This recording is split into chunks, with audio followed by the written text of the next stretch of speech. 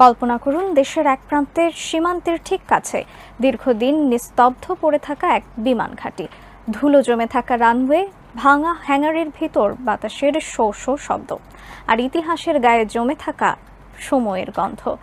এখন সেই নীরবতা ভাঙছে বজ্রগর্জনের মতো, ইঞ্জিনের শব্দে, নতুন পরিকল্পনার আঁচে আর কূটনৈতিক উত্তেজনার উষ্ণতায়। সম্প্রতি লালমনিরহাট বিমান ঘাটে বাংলাদেশের সামরিক সক্ষমতা বৃদ্ধির লক্ষ্যে গুরুত্বপূর্ণ পদক্ষেপ গ্রহণ করা হয়েছে। দক্ষিণ এশিয়ার বৃহত্তম বিমান ঘাঁটি হিসেবে এটি গড়ে তোলার পরিকল্পনা চলমান। 1931 সালে ব্রিটিশ শাসনের সময় নির্মিত এই বিমান ঘাঁটি এখন নতুন জীবনের সন্ধানে, যেখানে সামরিক বিমান চলাচলের পাশাপাশি যুদ্ধ বিমান ও ক্ষেপণাস্ত্র তৈরির আধুনিক কারখানা নির্মাণের কাজও হচ্ছে। লালমনিরহাট বিমান ঘাঁটি ভারতের সীমান্তের কাছাকাছি অবস্থিত। মাত্র 20 কিলোমিটার দূরে ভারতের চিকেন নেক অঞ্চলের সংলগ্ন। দীর্ঘদিন ধরে বন্ধ থাকা এই ঘাঁটিটি ভারতীয় চাপের কারণে কার্যক্রম শুরু করতে পারেনি।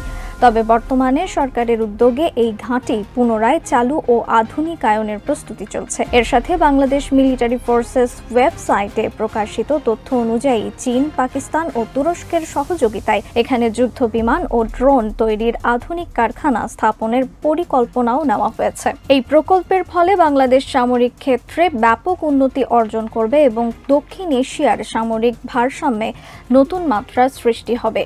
দেশের প্রতিরক্ষা খাতে অভূতপূর্ব বিনিয়োগ হচ্ছে।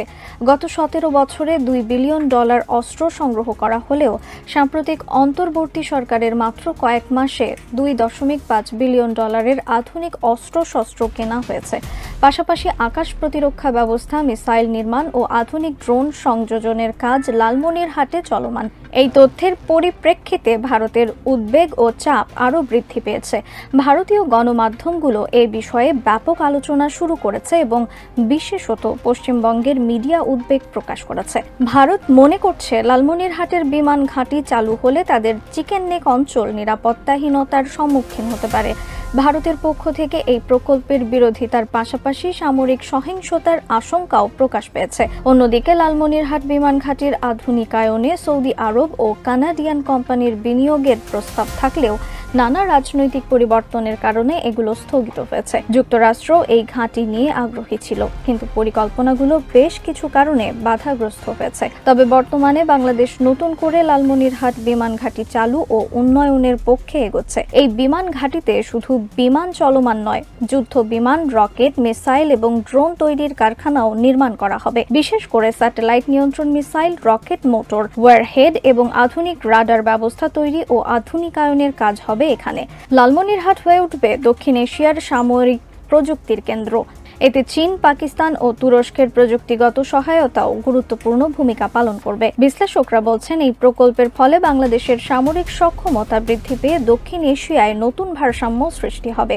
পাশাপাশি প্রতিবেশী দেশগুলোর সঙ্গে কূটনৈতিক ও সামরিক সম্পর্কের গতি বদলাতে পারে। বিশেষ করে ভারতের জন্য এটি বড় চ্যালেঞ্জ হিসেবে দেখা হচ্ছে। এই প্রেক্ষাপটে বাংলাদেশের জন্য লালমনিরহাট বিমান ঘাঁটির উন্নয়ন একটি যুগান্তকারী উদ্যোগ, যা দেশের প্রতিরক্ষা সক্ষমতাকে অনেক উচ্চতায় নিয়ে যাবে। সরকারের এই পদক্ষেপ ভবিষ্যতে দেশের নিরাপত্তা ও সার্বভৌমত্ব রক্ষায় গুরুত্বপূর্ণ ভূমিকা রাখবে বলে আশা করা হচ্ছে। দেশবাসীর কাছে সরকারের এই উদ্যোগ সম্পর্কে সচেতনতা ও সমর্থন বৃদ্ধি করতে সংবাদ মাধ্যম এবং সংশ্লিষ্ট কর্তৃপক্ষ আরও তথ্য সরবরাহ করবে বলে প্রত্যাশা করা হচ্ছে। ভিডিও ও প্রতিবেদন অনুসন্ধানে বিস্তারিত জানার জন্য আমাদের ইউটিউব চ্যানেল সাবস্ক্রাইব করুন এবং লাইক, কমেন্ট দিয়ে মতামত জানান। রিফাত আরা ইসলাম, ভোরের আকাশ।